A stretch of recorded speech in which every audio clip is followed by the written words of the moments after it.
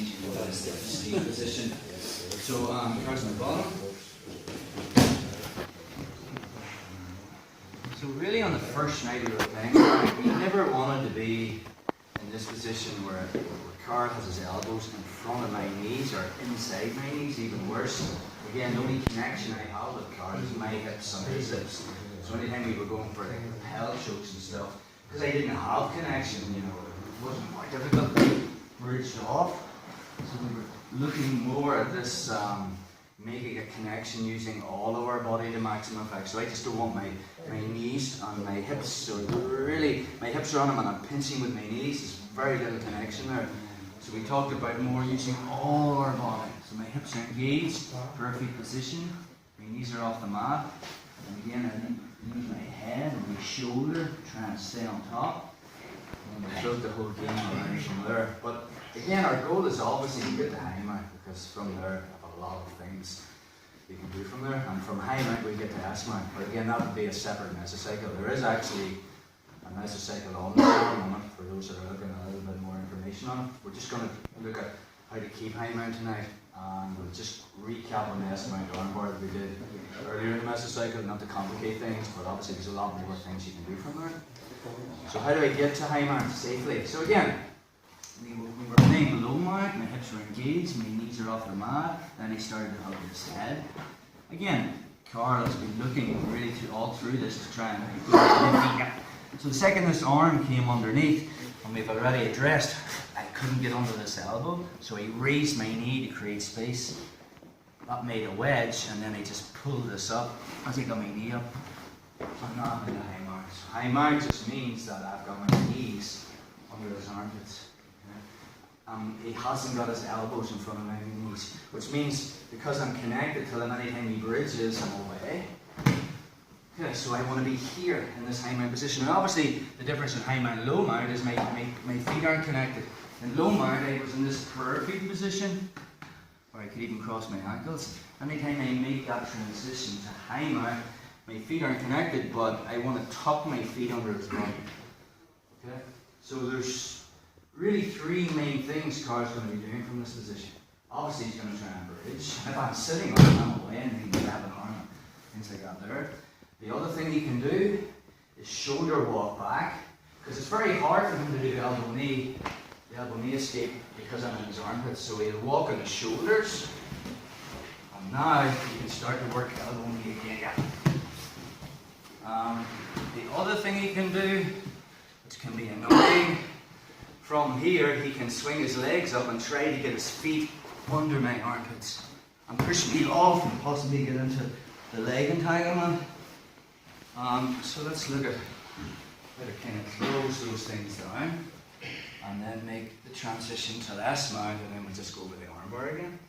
So from here, we've been playing the mount, low mount, hips engaged, I hug the head.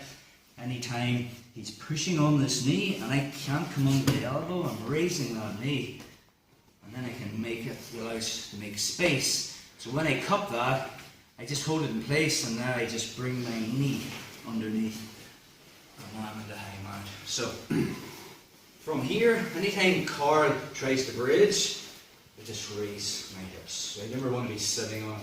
So when I'm in that high mount position and he bridges, I'm just lifting hips. So my hips aren't connected to them. Anytime he swings his legs back to try and get them under my armpits, I just need to control the space between my hips and my armpit. Anytime Carl can occupy that space, so anytime I don't ever want to be like this. How many kids? Anytime he swings his legs up, go. So what I'm doing. If I control this space, his legs won't occupy. And again, for Carl to shoulder walk back, he needs to get an elbow on the mat. If he tries to just walk on his shoulders, I can just follow him. He'll want to get an elbow on the mat and start to shoulder walk back. I keep going, perfect. Back to back. Just like when I get the high mount, just control his elbows. And this is going to give me the opportunity to get to here, which is called S mount. So again, let's do that one more time. But the main theme of tonight's class is keeping high mount. Because we don't want to get here and we're just about to get into S mount and then he bridges and I made the mistake of sitting on him. So again, one more time, I just lift my hips. Anytime he swings his legs from behind, just make sure my elbows go again. And just swipe them off. Anytime he tries to shoulder walk back, you just control those elbows. And now from there, I'm occupying this space. So my hand grabs the back of the head. I want to make sure that I have one arm in, one arm out. So I'm sliding my left knee, okay, towards his head. My right hand makes a secondary grip of his ear. And then I transfer my weight onto my left knee, which makes my right foot light, so I can curl it underneath, so I end up here. All my weight is across his body. So now my left hand digs in. I lean towards my leg. I never let go of my right hand until I replace it on my left foot. Curl it back towards his ear. Left foot on the hip, pinch the knees.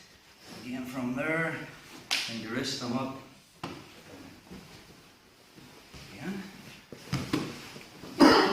So from our low mount, perfect position, hugging this head, can't get underneath, so I just bait him to push to lift my knee, find the space, pull it, high mount. He tries to bridge with my hip, tries to bring his feet up, slip them off, tries to shoulder walk back, shoulder lift, control that, and then from there I can pick an arm. Okay, I'm a righty, I can take his right arm. So from here, my right hand grabs the neck, and I'm going to slide my left knee up, which gives me an open elbow. So his elbow is away from his body, so out here. And then from there, I'll make a secondary grip here and make his ear listen to the shoulder. And I just put weight on that. So all the weight's on my fists.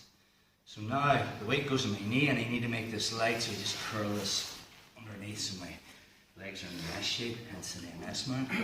So from there, this hand continually grabs the head, and I'm leaning all my weight in car, which isn't comfortable as a pro. So from there, I slide my left hand in, my left hand grabs my right hip, and now people have trouble getting the leg over. I lean my head towards his leg, and I don't let go of the right hand until I replace it with my left foot. So I'm cutting down his two escapes, which is heel and ear to stop getting his elbow to the mat, and right foot and hip to stop the hitchhiker escape. And again, I have that connection. See the way my grip is here. So I pinch my knees to put tension in the arm, find the wrist. A good arm bar, you're finishing it here. Bad arm bar. One more time on.